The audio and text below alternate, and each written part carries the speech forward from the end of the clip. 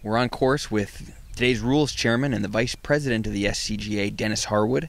Dennis, tell us about some of the interesting rulings we've had thus far in round 1 and 2.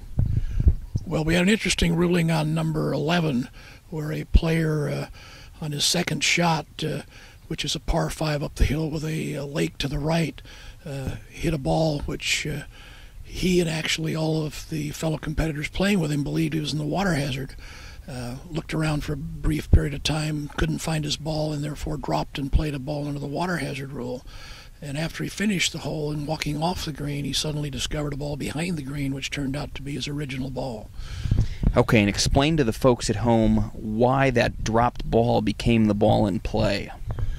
Well, the rules provide that a player is entitled to relief under the water hazard rule if it's virtually certain that ball is in the hazard, and virtually certain is not 100%. It's a very high probability, some say over 90%.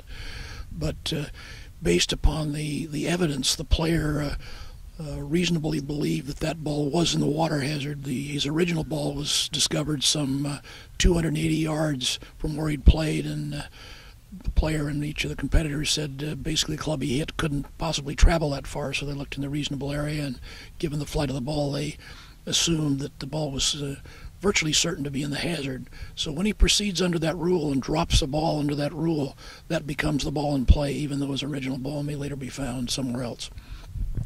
There you have it. Turn in to SCGA Rules Crew to learn more about the rules of golf.